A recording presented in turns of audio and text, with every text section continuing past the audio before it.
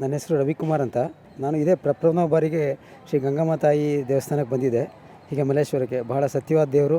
ನೀವು ಮನಸ್ಸಿನಲ್ಲಿ ಏನು ಅಂದ್ಕೊಂಡಿರ್ತೀರಿ ಎಲ್ಲ ಕಾರ್ಯಗಳು ನೆರವೇರುತ್ತೆ ಅಂತ ಅಂದ್ಕೊಂಡು ನಾನು ಬಂದೆ ಇಲ್ಲಿ. ಇದು ಬಹಳ ಪ್ರಸಿದ್ಧವಾದ ದೇವಸ್ಥಾನ ಮಲ್ಲೇಶ್ವರ ಮೂರಲ್ಲಿ. ಪ್ರತಿ ಶುಕ್ರವಾರ ಅನ್ನಸಂತರ್ಪಣೆ ಇರುತ್ತೆ ಅಂತ ನೋಡಿದೆ. ಆಮೇಲೆ ಎಲ್ಲ ಭಕ್ತಾದಿಗಳು ಬಂದು ದೇವಿಯ ಕೃಪೆಗೆ ಪಾತ್ರರಾಗಬೇಕೆಂದು ಈ ಮೂಲಕ ಎಲ್ಲರಲ್ಲೂ ಕಳಕಳಿಯಿಂದ ಪ್ರಾರ್ಥನೆ ಮಾಡ್ಕೊಳ್ತೀನಿ. ನಾನು ಬಂದಿರೋದು ಬೆಂಗಳೂರಿಂದನೇ, ಇಲ್ಲೇ ರಾಜಾಜಿನಗರದಿಂದ. ನಾನು ಈ ಏರಿಯಾದಲ್ಲಿ 25 ವರ್ಷದಿಂದ ಬರ್ತಾಯಿದ್ದೀನಿ. ತಾಯಿ ಮಹಿಮೆ ಹೇಳೋದಕ್ಕಿಂತ ನೀವು ಬಂದು ಅನುಭವಿಸ್ಬೇಕು ಜನಗಳು ಬಂದು. ಯಾಕಂದರೆ ಅವಳು ಕೇಳಿದ್ದನ್ನೆಲ್ಲ ಕೊಡೋ ಮಹಾತಾಯಿ ಅವಳು. ಅಂದರೆ ಇಡೀ ಪ್ರಪಂಚಕ್ಕೆ ಊಟ ಹಾಕೋ ತಾಯಿ ಗಂಗಮ್ಮ. ಅದೊಂದು ನದಿ ಅಂತ ತಿಳ್ಕೊಬೇಡಿ, ಅದು ಈಶ್ವರನ ಜಡೆಯಿಂದ ಬಂದಿರೋಂಥ ಈಶ್ವರನ ಪತ್ನಿ ಅವಳು. ಹಾಗಾಗಿ ನಾವು ಆ ದೇವಸ್ಥಾನಕ್ಕೆ ಬಂದರೆ ಸಾಕು, ಆ ಸೊಬಗನ್ನು ನೋಡಿದ್ರೆ ಸಾಕು ತಾಯಿನ. ನಾವು ಏನೇನು ಕೇಳಬೇಕು ಅಂತ ಎಲ್ಲ ಮರೆತು ತಾಯಿನ ನೋಡ್ಕೊಂಡು ನಿಂತಿರ್ತೀವಿ. ಹೆತ್ತ ತಾಯಿ ಅಂದ್ರೇ ನಾವು ಅಷ್ಟು ಇದು ಮಾಡ್ತೀವಿ. ಇವಳು ಲೋಕ ಕಲ್ಯಾಣಿ, ಲೋಕ ಜನನಿ. ಇವಳನ್ನ ನೋಡಬೇಕು ಅಂದರೆ ನಾವೆಷ್ಟು ಪುಣ್ಯ ಮಾಡಿರಬೇಕು, ಅಷ್ಟು ಪುಣ್ಯ ಮಾಡಿರಬೇಕು. ಬನ್ನಿ ಎಲ್ಲರೂ ಭಕ್ತಾದಿಗಳೆಲ್ಲ ಬಂದು ಅವಳ ಕೃಪೆಗೆ ಪಾತ್ರರಾಗಿ. ನಾವು ಇಲ್ಲೇ ಮಲ್ಲೇಶ್ವರಮಲ್ಲೇ ಇರುವಂಥ ಸ್ಥಳೀಯ ನಿವಾಸಿಗಳು. ನಾವಿದು ಪ್ರಸಿದ್ಧವಾದಂಥ ಈ ಗಂಗಮ್ಮ ದೇವಿ. ಈ ಗಂಗಮ್ಮ ದೇವಿ ನಿಜವಾಗ್ಲೂ ಹೇಳ್ತೀನಿ ಕೇಳಿ, ಅದು ಒಂದು ಮಹಿಮೆನೇ ಒಂದು ಅಪಾರವಾದಂಥದ್ದು.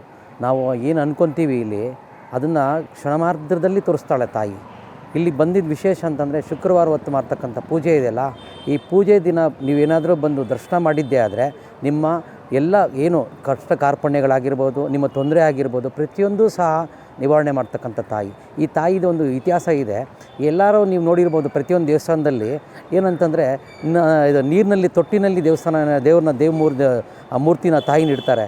ಆದರೆ ಇಲ್ಲಿ ನವಧಾನ್ಯಗಳಲ್ಲಿ 48 ದಿನ ನವಧಾನ್ಯಗಳಲ್ಲಿ ದೇವಿನ ಒಂದು ಇಟ್ಟಿದ್ದರು.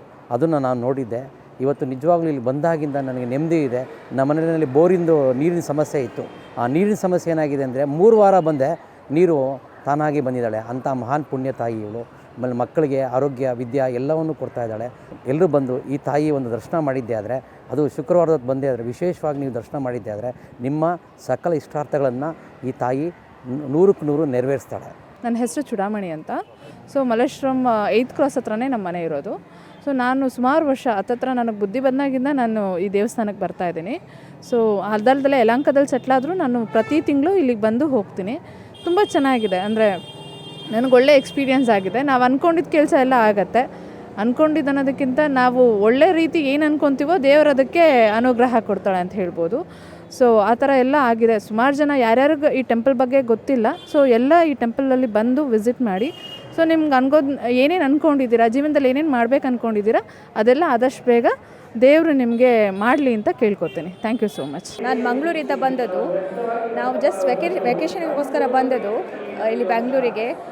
ಮಲ್ಲೇಶ್ವರಂ ನಂದು ಫೇವ್ರೆಟ್ ಜಾಗೆ. ಇಲ್ಲಿ ಬಂದು ನಮಗೆ ತುಂಬ ಖುಷಿ ಆಯಿತು. ನಾನು ಲಾಸ್ಟ್ ಟೈಮ್ ಬಂದದಿಲ್ಲಿ, ನನಗೆ ಒಂದು ಹೆಣ್ಣು ಮಗು ಬೇಕಂತ. ನನಗೆ ಹೆಣ್ಣು ಮಗು ಪೂರೈಸಿ, ಅಂದರೆ 1 ಇಯರ್ ಆಗಿದೆ ಹೆಣ್ಣು ಮಗುವಿಗೆ.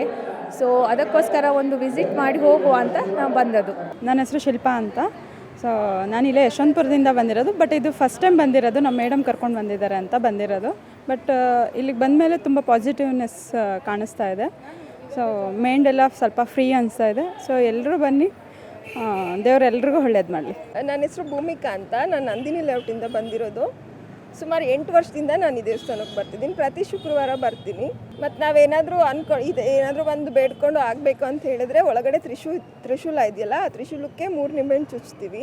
ನಾವೇನೇ ಅಂದ್ಕೊಂಡ್ರೂ ಅದಾಗುತ್ತೆ. ನನ್ನ ಹೆಸರು ಮಂಜುಳಾ ಅಂತೇಳಿ. ನಾನು ಯಲಹಂಕದಿಂದ ಬರ್ತಾ ಇರೋದು. ಇದೇ ಮೊದಲು ಸಾರಿ ನಾನು ಇಲ್ಲಿ ಬರ್ತಾ ಇರೋದು. ದೇವಸ್ಥಾನ ಅಂತೂ ತುಂಬ ಚೆನ್ನಾಗಿದೆ. ಒಳಗಡೆ ಹೋಗಿದ ತಕ್ಷಣವೇ ಮೈಯೆಲ್ಲ ರೋಮಾಂಚನ ಆಗುತ್ತೆ. ದೇವರು ಅಲ್ಲೇ ಇದ್ದಾರೆ ಅನ್ನೋಂಥ ಫೀಲ್ ಆಗುತ್ತೆ ಸರ್. ಫಸ್ಟ್ ಟೈಮ್ ಬಂದಿರೋದು, ತುಂಬ ಚೆನ್ನಾಗಿದೆ. ಬರ್ತೀನಿ ಸರ್, ಪ್ರತಿ ತಿಂಗಳು ಇನ್ನೊಂದು ಸಾರಿ ಬಂದೇ ಬರ್ತೀನಿ ನಾನು.